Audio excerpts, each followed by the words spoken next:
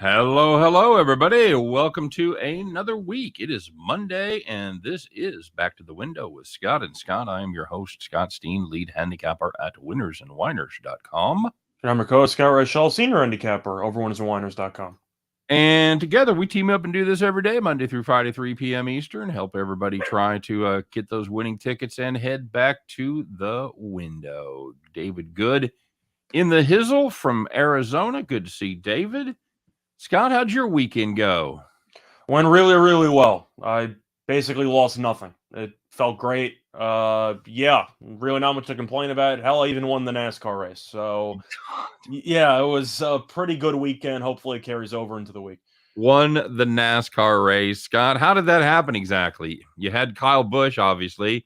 Yeah. That was weird. It didn't even look like he was battling for the lead there at the end of the race. How in the world did he win? He was waiting. He knew the environment, and he was waiting to pounce. And then Briscoe was a double agent, and he spun out Reddick and Kyle Busch.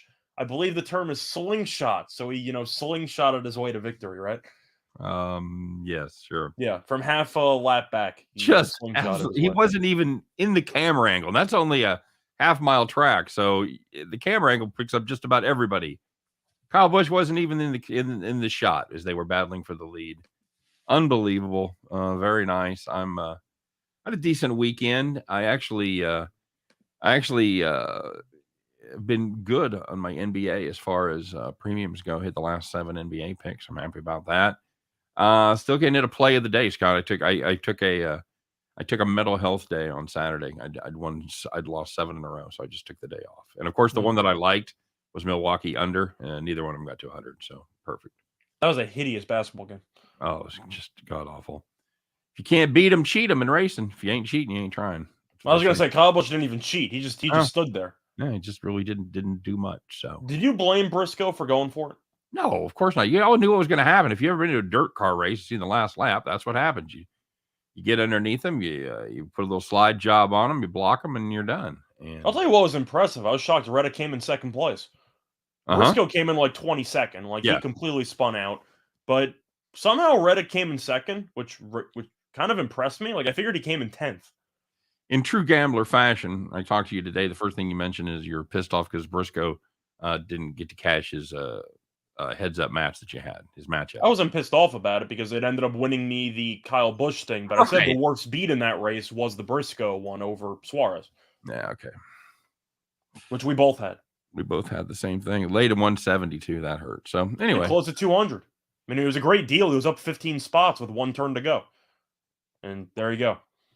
There you go, indeed. Hey, we want to thank everybody for stopping by. Of course, get all this stuff out of the way. Don't forget to like and subscribe. No, David, I don't beat myself up. I don't. I feel bad because I know people watch the show and they expect decent picks, and we run bad.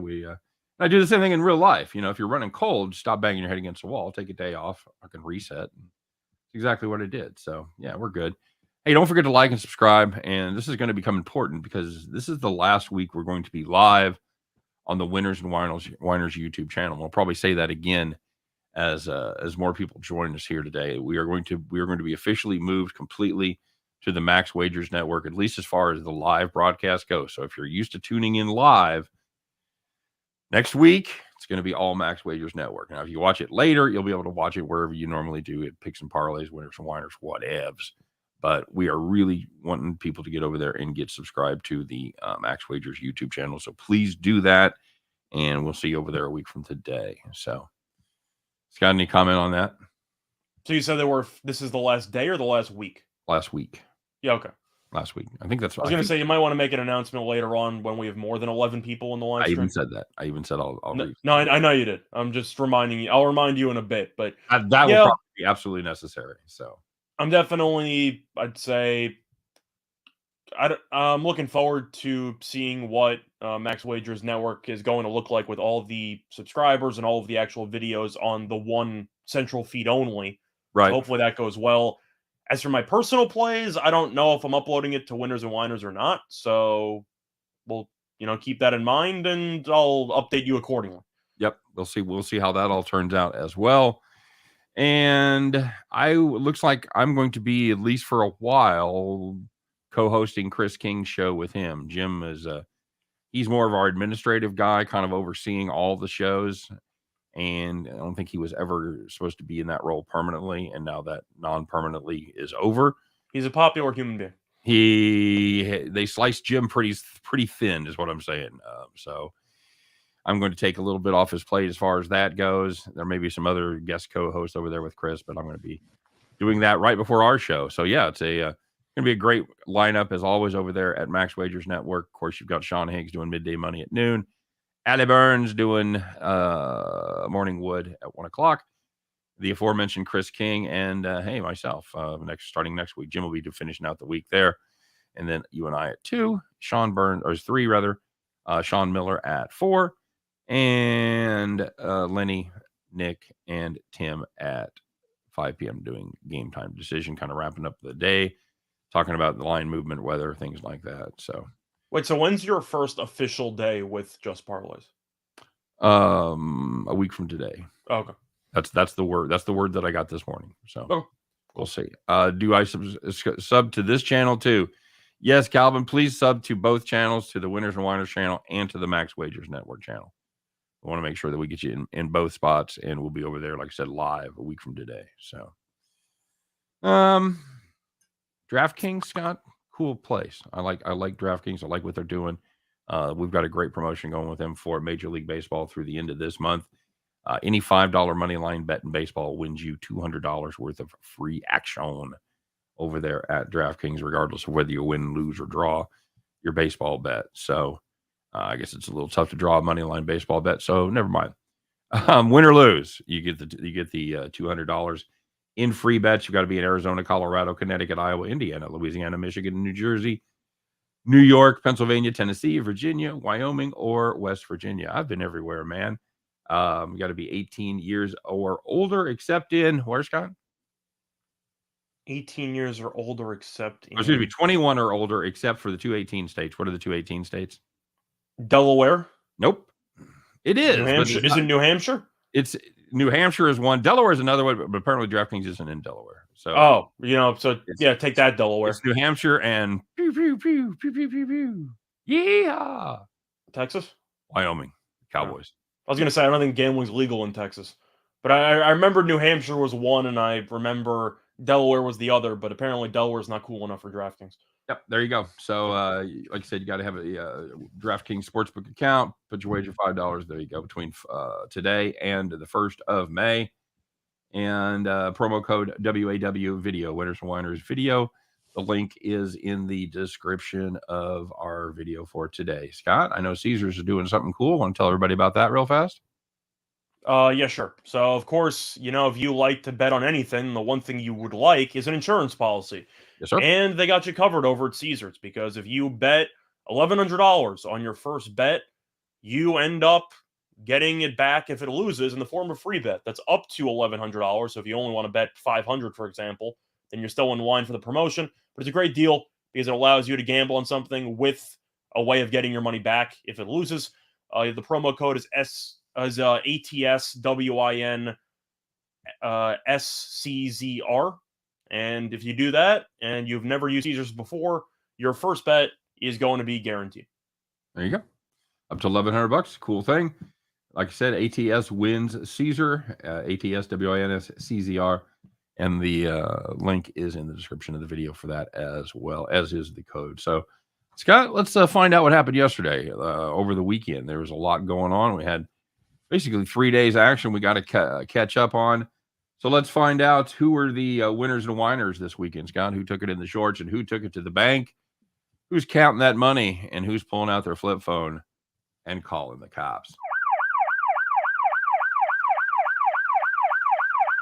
All right, very good. Hey, let's get started in the NBA playoffs. If you had, oh my goodness, Scott, so sorry for your loss. If you had the Brooklyn Nets on the money line, plus 160 against the Celtics, they led by 1 with 1 second left. Of course, we've all been told KD plays elite perimeter defense, Scott. Does he? That wasn't in the perimeter, so... Well, he could have picked him up at the perimeter, I think is the point there. Yeah. The truth is, I mean, you're going to mention, I'll talk about it after.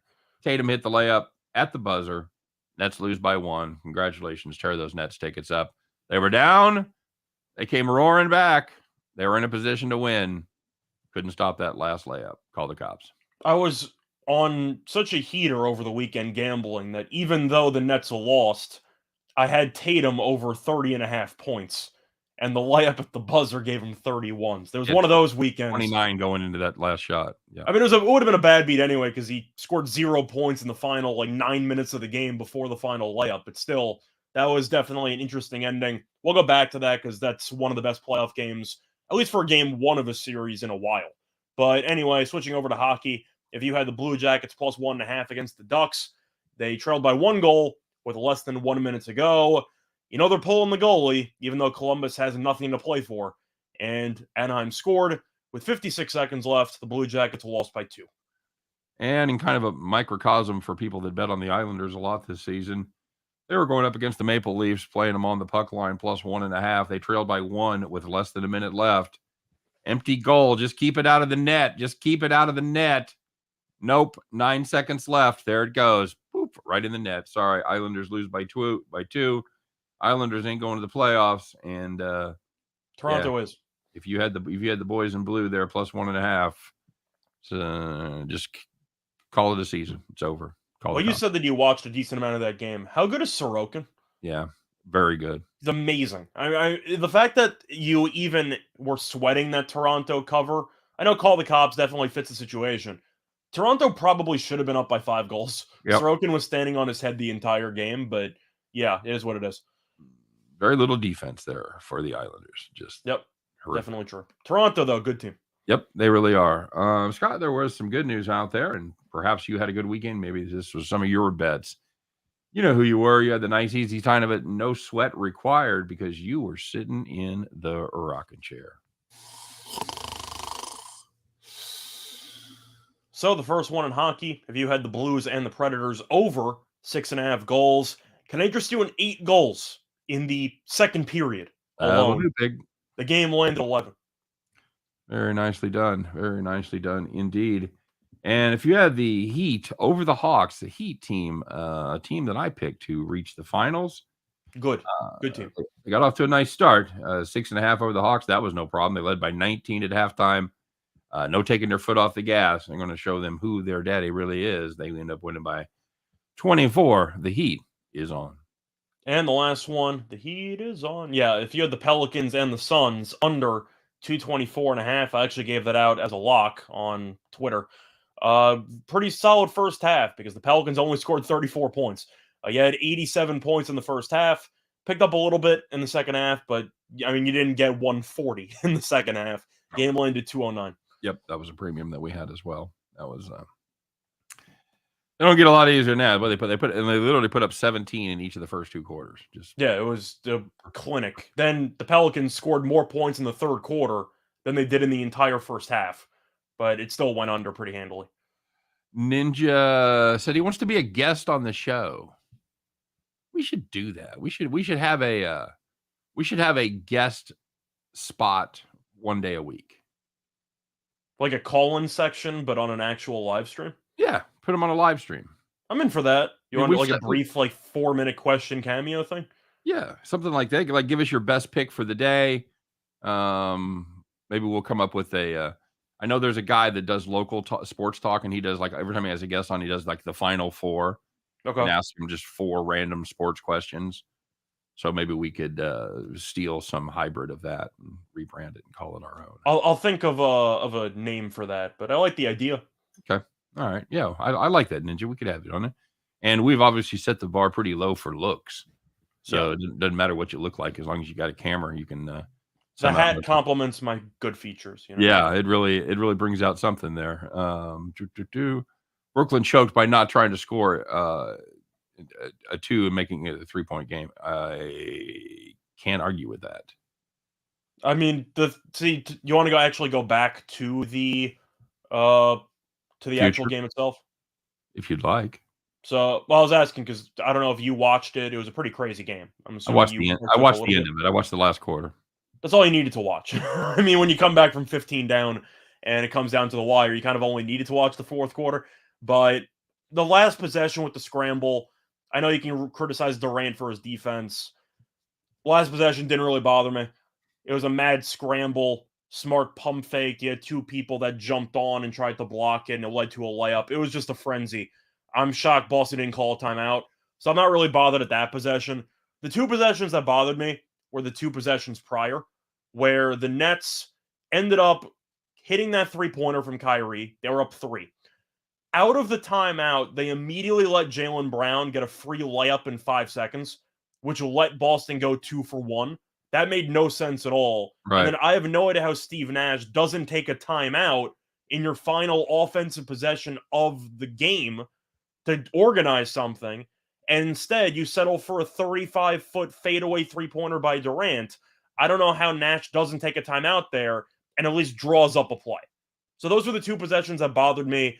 As for the last possession, it is what it is. You had a bunch of defenders jumping around. It was chaotic, and you got a layup out of it. So I can argue that the Nets should have played better defense because, of course, you gave up a wide-open layup. That was pure chaos. The issue I had were the third to last possession and the second to last possession. Okay, very good. Watching the USFL over the weekend? I actually dabbled a little bit. I caught a decent amount of the first quarter in that Generals game.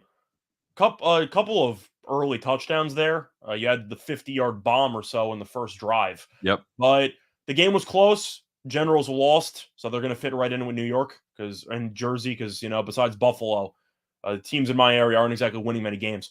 But, yeah, it seemed like it was a pretty decent weekend. The weather was a disaster. So if you wanted to actually bet some unders, which I told you was my theory for the first week of a brand new league, you tend to want to bet the unders. I know the unders were undefeated yesterday. They're having another game tonight. My initial look, under, because it's the first game for these two teams. So I will take the under. What was the total in the Philadelphia Stars? It was lowish. I believe it was in the 40s, I think. Well, like the 39, it was 39 for the Stallions. And they went over. That's what I wondered if. What did that game land? 52. But that game went over. Yeah. The other two games went under. Well, that's what I wondered because if the Breakers Stars were 39, it went over also because they landed at 40. No, that was like 41. Okay. So that ended up going under. But got to make their own brand and take it to the moon. Get picked up by. Oh yeah. I am happy about John Boy though. The thing is, I don't think John Boy can pick us up because now they got picked up by Yes. Yeah. So they're officially network people now. They're still doing their YouTube thing, but I don't even know if they're branching out to do that. But I don't know. I know you have opinions on Barstool, so I don't think that's going to happen. But I like John Boy. I mean, as a Yankees fan, I watched their recaps. I think they're very informative. But now they're on the Yes Network, so we're going to see what happens there. So far, they've been pretty good. I actually think we're positioned pretty well with the new venture that we've got going. I think we've got enough heft behind us where we could actually maybe even take it to the moon from where we are. We'll see. Like a Dogecoin moon or like an actual moon? Oh, like the actual moon. Like the actual moon? Okay. Not Dogecoin where you hit the atmosphere and to the moon. Back to Earth. All three South teams beat the North. Take Tampa Bay tonight. Sounds like a trend to me. Shit, I don't care. Well, I think that's because these games mean more in the South, right? We're all in Birmingham. Isn't that the slogan for the SEC? The games mean more. Yeah. Yeah. Mm-hmm. They're SEC is maybe a little arrogant about their football. Just saying. A little bit. But the entire conference roots for Bama when every other team gets eliminated, which I think is stupid, but that's how it goes. Hey, tickets are still available for this game tonight, Scott. Down there in Birmingham. If you want $4? I don't know how much the I thought you had the cheapest ticket price when we were going to play the guessing game. Okay. Let me I'm pulling it up right now. My guess is $4. What's it? Get in the door is $4? You're low. $4 cheapest ticket. You're low. $10. $10. That's right. Okay. Suck it. I mean, it's the season. It's the grand premiere. Yeah, I agree. I undersold the importance of Monday Night Football for the USFL. I was just looking to see. I'll tell you the main takeaway that I have from all these expansion leagues. Of course, the talent isn't going to be great, so you're not going to see great football. But the camera angles, the reviews, there's a lot of little there's a lot of stuff that the NFL could adapt. Did you see the helmet cam? Yeah, that was cool. The pick 6 on the helmet cam, I thought that was awesome. The drones, I thought were pretty cool. You don't really need them, but they help with the camera angles. And yeah, I thought that there's a lot of visual stuff that these new leagues are experimenting with that I think the NFL could implement in the near future. So we've got Paxton Lynch and Shea Patterson tonight, quarterbacking from Michigan. First of all, Wait, who do you start? That's tonight or that's next week?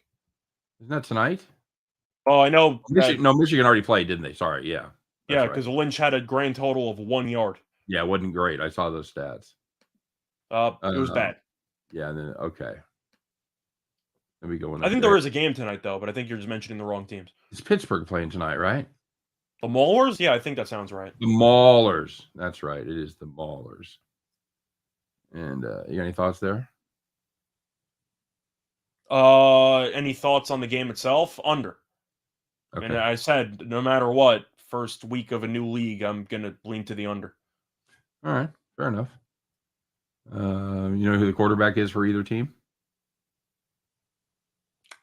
No. Actually, wait a second. Who are the Maulers playing? I don't know. Okay, great. Okay, no. I clicked off that page. I'm gonna make it easier. No. Okay. Josh Love and Kyle Lauletta.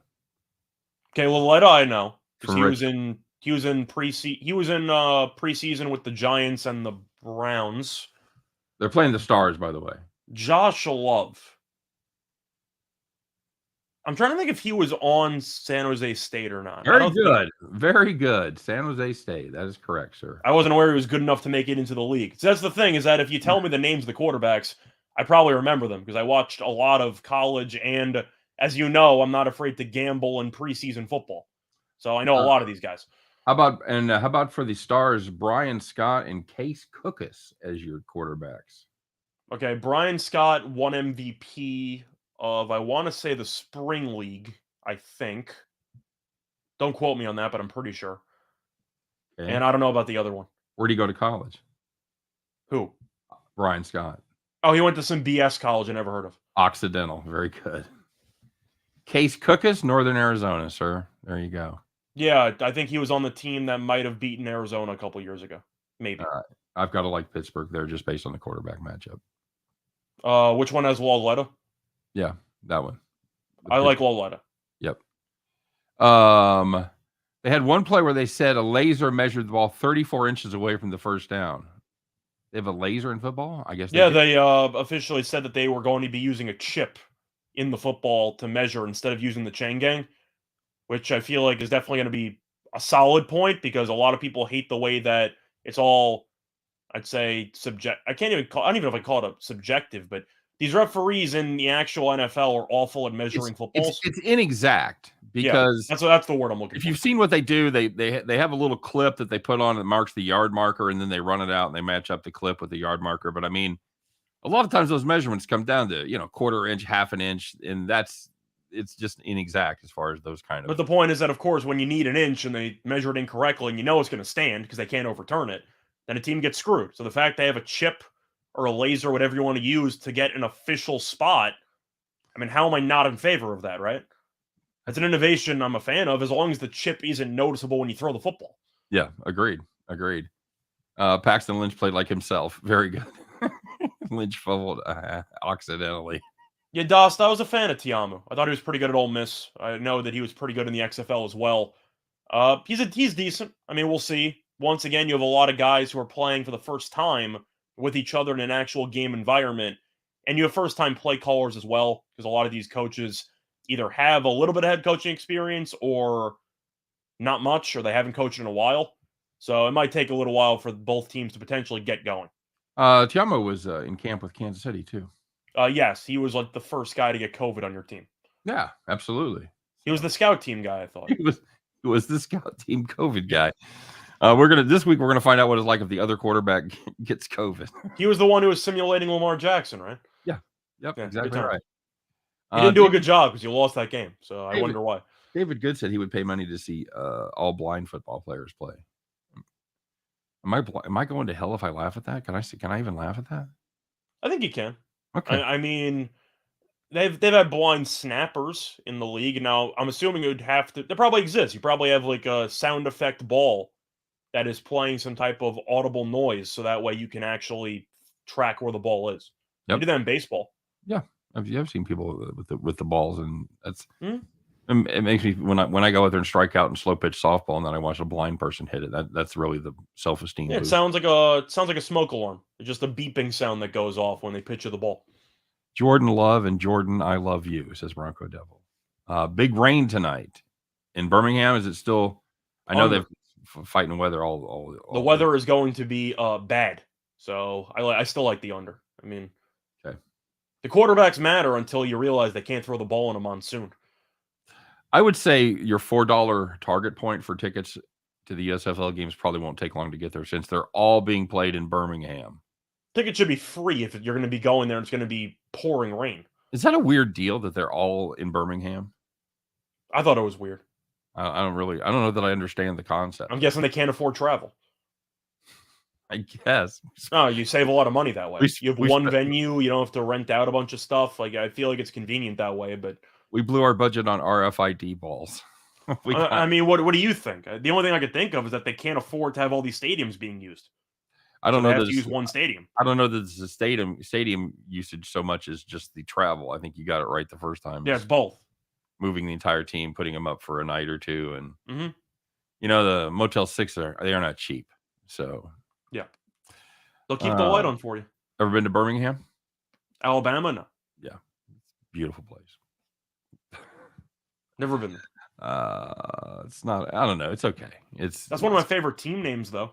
It's Birmingham weirdly Iron. Oh, that was a hell of a name for the XFL. The Iron? Yeah. It's a hell of a name. Yeah. And it's a weird combination of like factory town, Yeah. and like out in the middle of nowhere boony kind of thing. I'm assuming they make iron there, or they use iron. I believe there's some smelting involved. So yeah. Took the Twins over 10.5. Lucky to win. I was watching that earlier. It was I just saw them make it 5-2. They won 8-3. Okay. So Minnesota got there. I saw Buxton got injured again. What else is new? Shocker. That wasn't today. That was a couple days ago. But he got injured. Trout got injured again. Yeah. What? Supposedly no structural damage to Buxton's knee. The more things change, the more they stay the same. You're a week in, you got Buxton and Trout injured already. Well, we talked about that with Tim, because he thought this would be the Angels' year because they've got Trout and he's healthy, and how long is that going to last? You and I both pointed out the same thing. Like, I get the under on them every year because they can't pitch, and you're assuming half the team gets hurt. I'm impressed though. Rendon made it through a week without getting injured, so congrats to Rendon. I'm assuming he'll get injured again. Yeah, happens every year. That's a pretty much a de rigueur for Rendon. Yep. So we have him and Trout out at the same time. What's Trout's official designation? What happened? He got hit in the hand with an off-speed pitch. So I believe the MRI came back negative. I don't think he broke anything, but it looked like it was an 80-mile-per-hour curveball. So it wasn't like a fastball right to the wrist, but it hit him. Came out of the game probably as a precaution. I doubt he'll miss that much time. Okay. But the fact that he's already potentially injured is upsetting, but not surprising. Of course, when we saw him walk to third base last year and then step off and head to the dugout, we didn't think he was going to be gone the rest of the year either. But yeah, pretty much. There we are. Smelters would be a better name. Whoever smelt it dealt it. There you go. Birmingham, no, for some foolish statue. Yeah, there is a statue in Birmingham. I forgot about that, Michael. I'm surprised I didn't see that. Bundy pitched decent today. He's been good so far. He's good last time. Yeah, absolutely. Lex Steele in the house. What up, Lex? All right, let's do a little do a little NBA tonight, Scott, because you and I, we've got a farm play, and it's not on the NBA. So let's break down these games here this evening, and then we'll talk a little bit about the baseball card, of course. Good day for these two favorites, as Philadelphia took care of Toronto easily last time out. And Utah pretty much led by about 6-7 points the whole time, and they ended up finishing out that way against Dallas and covered that 5.5 or 5, whatever you got it at. So let's start with Toronto, Philadelphia. Scott, Philadelphia laying 7.5, 216 is the number there. Philadelphia, Toronto did a pretty nice job. They relatively shut down Harden and Embiid. They had, I think, 41 between them. Forgot about a couple of other guys, Scott. How's that going to work out for them? Well, we both have a play that in on this game. We just have different plays. So I have the Sixers -7 at the time. I know it's 7.5 now. My logic was going in, Nick Nurse usually punts game one with Toronto as the coach, and they usually do better the rest of the series. Dreadful, by the way. Dreadful first game record for. Yeah, awful. Which, some people are marathon, not sprint guys. Like Ty Lue's the same way in his playoff series. They're not very good in game one, but they'll manage to win in 7. But I can't look past the injuries. Toronto's just missing too many guys. And Thaddeus Young, decent veteran role player they picked up. He's most likely not going to play. The main two guys, you have Gary Trent Jr., who's their best three-point shooter, battling an illness. He's doubtful. Has he been officially ruled out yet, or is he still doubtful? I got him as still doubtful with illness. So it's most likely he's not going to play. And the main injury is Scotty Barnes, and he's been ruled out already. And Barnes, you can make a serious argument. I know that Siakam and Van Vliet are veteran players who are all-star quality. Scotty Barnes might be the most or second most impactful player on that team because of his defense. Right. And the fact that they gave up 131 in game one and Embiid only had 19 points, and now they have to guard Philly without their best defensive player, Yep. I think is a serious problem. So even though I acknowledge that Nurse is a coach that you really don't want to overreact game ones to because he tends to punt game one, I can't look past the injuries. I think it's too much. And if you're going to see more Achua and more Birch, good luck to you because I don't think Achua is any good. Give me Philly. I just think they're going to win handily. You? Yeah, I'm. Yeah, like you said, I've got plays all over the place on this. I like the. I had the for my play of the day. I've got the over there as well. Yeah, it is official. Ninja, good point. I saw that on Twitter today. It is officially National Velociraptor Day. Nice. And the Raptors are playing. So if you have National Peacock Day 2.0, then the Raptors might win. But I can't look past the injuries. It's just too much to handle. If you guys want to see something to make yourself laugh, go to YouTube and put in Family Guy T-Rex. You know what I'm talking about, Scott? Is that the one where he complains about his arms? Yes. Yeah. Mm-hmm. If it doesn't make you laugh, we can't be friends. I'm sorry. It gets me every time. Utah, Dallas, Scott. My name is Luca, and I've decided that I'm not going to be able to play. His name is Street Clothes now. He lives on the second floor, but no. Is there anything? They were game. Dallas was game the first time around. They hung in there as best they could, but Utah pretty much kept that lead throughout the entire game. Anything change for tonight, buddy? Yes, I'm taking Dallas. Okay. In fact, I think they got a shot to win the game. I think it's really concerning that Dallas was so awful from 3, and yet Utah barely won the game. You can go through the numbers. Mitchell, we know, was awful in the first half, very good in the second half. But Dallas went 9 of 32 from 3. They attempted 34 free throws, so they did get to the line a lot. And Gobert might have had one of the most impactful games for a guy with no field goals that I've ever seen. He went 0 for 1 from the floor, and yet Gobert was the best player on the floor. 17 rebounds. He was phenomenal defensively. He was great. But I actually like Dallas tonight because Utah only won by 6. They came from behind, and Dallas almost could not have shot worse from 3. I actually do like Dallas tonight. I think there's a good shot that they have to win the game, in my opinion. I think this line's too big.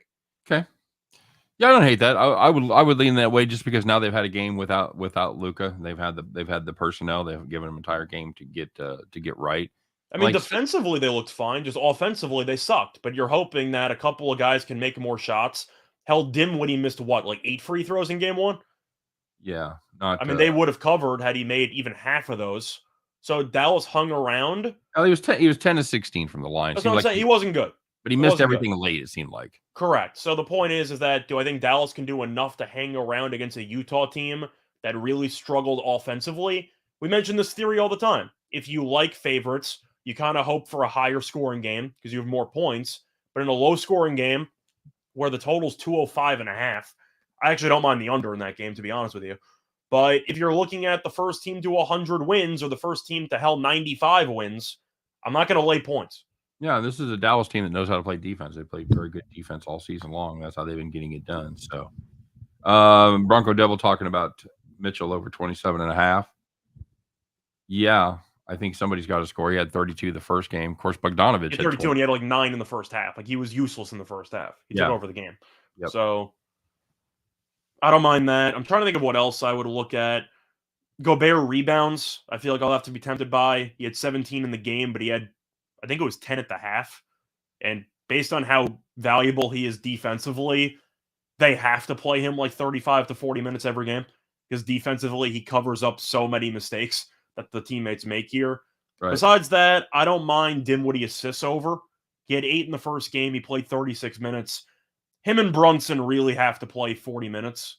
I expect that to be I'd say an adjustment that Jason Kidd makes. I know Dinwiddie was bad at the line, but based on just ball handling, Dinwiddie and Brunson are the two most important players, right? I think that's the way it absolutely is. That's so I don't know how Finney you're really Smith running a pair of point guards there. I was going to say, so I don't know how Finney Smith and Bullock each played 44. Brunson played 41, and Dinwiddie played 36. I think you have to flip those. Dinwiddie should play at least 40 minutes. He should. Yep, agreed. You worried about the fact they had 3 guys play 40 minutes or more, plus Dinwiddie played 36? Well, some of that was foul trouble because Dinwiddie had 4 fouls. He was kind of battling foul trouble early. But I'm looking at a spot where I do believe that Utah offensively is really Mitchell or bust. I know Bogdanovich was great in game 1. I don't know if he's going to go 11 for 20 again. He's still a solid offensive player. But they don't have many guys that can create their own shot. So I do think Dallas can make some adjustments defensively to make life difficult for Utah. But I just don't want to lay this with the Jazz. Do you? No, I was fine laying it the first game, but I do think there is a possibility that Dallas, like I said, I think they gel a little bit better in this game. I'm a little worried about the fatigue. Those guys playing that many minutes. I'd especially be worried about it on game 3 if they play. I was going to say game 3 might matter, but even for game 1, I mean, Mitchell and Bogdanovich still played 40-plus minutes. So right when it comes to fatigue, the rotation might be smaller because Luke is out, but a lot of the main players on any given team are playing 40-plus minutes in a somewhat competitive game. You like Kim and Jimmy over Lalo? Can I get them separate, or do I have to merge Kim and Jimmy? I apparently have to. At some point, you're going to have to get them separate because they don't stay together. I was going to say if I'm merging the two, then I think it's going to push. Okay, I think it's going to be a push. See, because I don't. If I'm going to view Kim and Jimmy, I think Jimmy's going to make it because, well, duh, you had Breaking Bad, right? And I think Kim and Lalo's a push. So, do I win if Jimmy is the last one standing, or is it a combo deal? I think you're all right if Jimmy, if any of the above are still standing. So I think if any of the above are still standing, the odds have to be like minus 900 because I know Jimmy for a fact is going to be standing. All right, fair enough. So, Jordan Poole over 2.5 threes. I'm not going to say no. Poole's a lunatic. That's a series where I liked the series price going in. The Warriors minus 1.5 games is around minus 115 or so. Right now it's minus 185 to win this minus 1.5 games for Golden State. I still love it. I think they're going to bury Denver. Like, Denver scored 37 points in the fourth quarter to almost kill my team total under on Friday night. The game wasn't close. I mean, you're looking around. Jokic didn't play well, but Golden State really just, did a good job of keeping him in check. Their supporting cast is awful. Like, Golden State on paper should win that game. Should win that series in 4 or 5. You? Yeah, I agree. I thought Denver might have a little something for them. At no point did I think Denver had any chance of even winning 3 games in the series. I'm not sure they're going to win 2. Yeah. John Cena says T-Rex was hysterical. Never saw that one. There you go. Yeah. So yeah, you guys, if I take a special time to let you know that I think it's something funny, it's going to be funny. I'm not going to lead you astray. By the way, we do have a few more people watching now, so I'm going to remind everybody that starting a week from today, the live broadcast will be available where, Scott? Max Wagers Network. Only. It will be on It'll be later on YouTube and Picks and Parlays, but it will be live only on Max Wagers Network. So we're trying to expand our footprint, as the kids say over there. So, Yeah, Roland, I get that argument. You can also make the argument that besides Golden State not being a good first quarter team, that Denver might come out with a sense of urgency because they need this game and they can't afford to go down 2-0 and whatever. The thing is, Lex, I can agree with you too. I think Jokic plays a lot better today. My argument for why I like the team total under in game 1 was if Jokic goes for 35, can the rest of the team combine for 75? I think the answer is no. That's the Because thing. Golden State, with a healthy Curry, with a healthy Poole, with a healthy Clay, I feel like they're going to walk into 115 every game. So do I think Denver can do enough to score to keep the games competitive? I don't. It's like watching them against Phoenix last year. Like, they got swept because you just watched every game and said, wow, this team's not even close to Phoenix. Right. It's kind of the same boat as the Golden State series. I'll tell you what, I'm going to lay the 185. I do like it for 1.5 games. If Denver wins 3 games in the series, either somebody on Golden State got injured or Jokic deserves another MVP. Give him 2 MVPs for the same season. Because there's no chance that this team deserves to win 3 games. Especially with Draymond being healthy. Yeah. Defensively, they're great. Offensively, they're great. What does Denver have? Yep. Their second best player is arguably Aaron Gordon. They're screwed. I don't even think it's arguably. I think he absolutely is. Somebody asking about Jordan Clarkson tonight. His point total over, I think it was 10.5. I actually like it. Clarkson only played 20 minutes in the first game. I think they've got to get him in there a little bit more to give these guys a little bit more of a blow. I think he probably plays 22 to 24. So I'll take the Jordan Clarkson over there. He's a ball hog, but he gets buckets. So yeah, I agree. And even if he plays 15 minutes, like let's just say worst case scenario, Clarkson is in the semi doghouse, plays 15 minutes. I've seen Clarkson score 15 points in 5 minutes before. Yeah. So you're not even dead to rights if he plays less minutes. But based on the workload and the fact that he has no conscience, yeah, I do like the over. Yeah, he played 20 minutes before, took 9 shots, 2 free throws. So he's going to get his opportunities. Absolutely. I really might load up on that Golden State series price, though. I know I missed the boat for about 70 cents compared game 1, to now. I just don't know how Denver's going to win 3 games. I don't. Like, Golden State is so much better than them in basically every area besides rebounding. Bronco Devil says you guys can answer any question we come up with. I didn't even think about that because I just threw the I just threw the Better Call Saul scenario out there, and you broke it down like it was a game. Well, am I going to get am I getting them grouped together, because the odds are definitely going to change if it's Jimmy and Kim. If it's one entity, and if one of the entities is still standing at the end, I mean, I gotta go Jimmy here. But what's my price? I don't know. I gotta ask. I gotta ask. You're gonna give me a situation where you get then we just go right back to player props. It's a 2v1 situation, so I had to ask. I'm gonna dissect the question like a true gambler. I didn't even think about that. It just flowed with the rest of the show. And I'm sure there was a certain segment of people going, what the fuck are they talking about? I'm not watching it tonight. I mean, when it comes to actual shows, I will binge watch all the episodes consecutively. So I'm not going to watch tonight's episode of Better Call Saul to wait until next week. I'm going to wait about a year, and I'll watch the whole thing from start to finish. That's how I go about it. You got to have immediate gratification, huh? Except you can wait a year. Plus there's also commercials, and I can't watch shows with commercials. I just can't do it. Okay, fair enough. Houston Gamblers should have lost by 2 TDs. Opposing quarterback sliced them up, but kept turning the ball over. Handed Gamblers the win. Damn it. Yeah. Damn it, Gamblers. I'm going to start asking what stocks to buy. Chicken stock. I'll always stock up on chicken stock. It's very I've mentioned in the past I do the athlete stock thing, where you can invest in players with fantasy projections and whatever, and if it goes up, it's like a stock. So I've done that before. DeJounte Murray made me a decent amount of money this season, but I might get back into it. If you want actual stocks, there's a site or so that I end up using or an app, I should say, for athlete stocks. So I kind of dabble in that. I've done pretty well. Very good. That's the second time today Bronco Devil's just thrown out some kind of question. Didn't think he was probably going to get a real answer.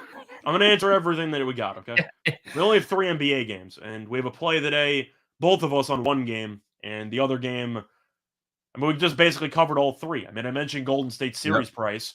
Yep. So I don't like Denver tonight. I might like them first quarter if they keep it close, but I don't give a damn. Like, Golden State if they play even decently, should win every game by 10. They really should.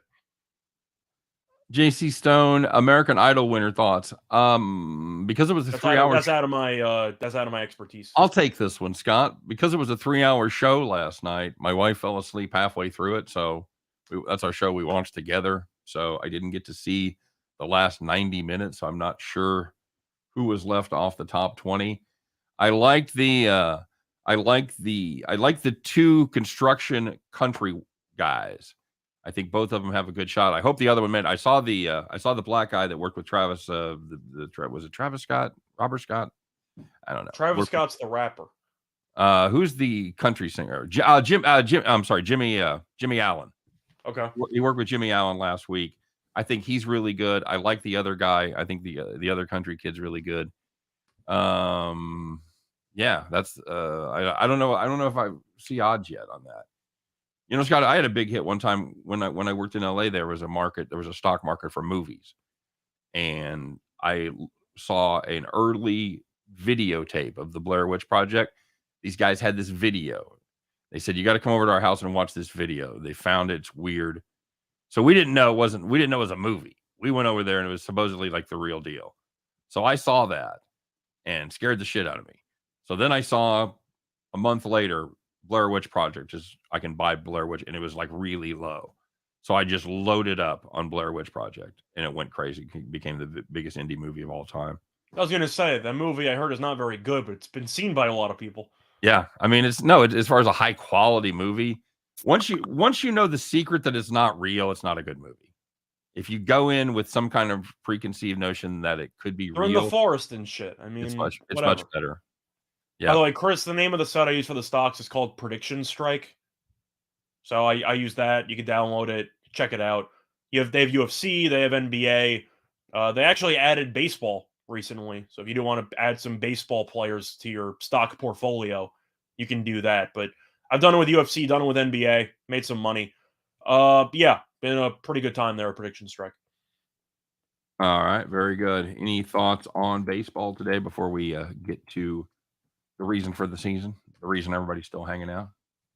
For baseball today, give me your best baseball pick. I like the Padres today, Okay. -1.5 against the Reds. I know, of course, it's difficult to lay 1.5 with a home team, but San Diego's been decent without Tatis to start the year. Manaea's been really good. The Reds got absolutely buried over the weekend, and we know the Reds are awful. I love the under for their win total because they traded half the team. But they got Lodolo back as the starting pitcher. He got shelled his first time out. Yep. And now he's facing off against a San Diego team that still has Machado. They still have some weapons. I expect Lodolo to get shelled. The bullpens are not good either. I'll take the Padres -1.5. By the way, Chris, it's Prediction Strike. That not site. It's Prediction Strike. There you go. Yeah. All right. I like Minnesota. Okay. Good choice. No, that's I guess they got like the live over 10.5. They got to see how shitty. Oh yeah, Rich Hill's still shitty. Glad he's gone. I'm in a. I don't say I'm all in, but I'm going to make a substantial bet, and I could end up hot and committed on Tyler McGill. It's Better Call Saul Monday. How could you not bet on somebody named McGill? Mm-hmm. So I'll take Tyler McGill. He's been very good for the Mets in his 2 starts, laying a short price there at home. I know San Francisco's been good. Alex Cobb had a great year last year. Both these teams are off to really good starts. San Francisco won 5 straight. I'll get right in the teeth of that. Give me the Mets. I think my concern would be potentially taking first 5 instead of full game because you get to avoid the Mets bullpen, and McGill mostly goes 5 innings. True. I'll also play the under first 5. Yeah, wouldn't be the end of the world there. That was our first 6.5, by the way. I saw 6.5 in that game on the overnight. Okay. I think it's up to 7 now, but I did see 6.5. It is up to 7. So, all right, very good, my friend. Well, let's get to it. Let's do what we do, and you know the drill. It's time. It's Monday. Got to put on those overalls, climb aboard your John Deere, get your straw hat on, because kids, you know it, you love it. It is time to bet the farm.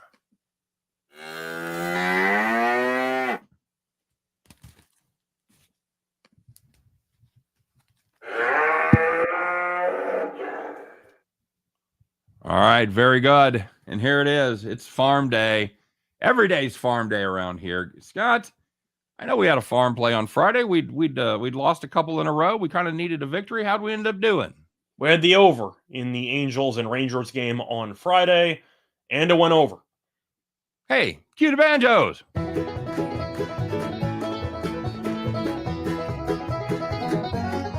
Yeehaw.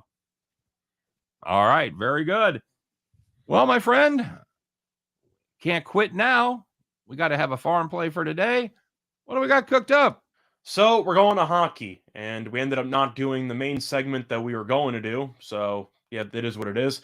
But hockey favorites been doing quite well lately, and we're going to take another favorite. You we're said you were going to help me remember that. Yeah, I'm helping you remember now. Whatever. What was what was the segment? Real quick. Oh, we're switching segments now? No, just it was. We were going to do. It was gambling hero of the day, and it was because of the NHL weekend. Favorites went what, Scott? 22-0. 22-0, straight up. Tank City. You always talk about tanking in basketball, even tanking in baseball and football now.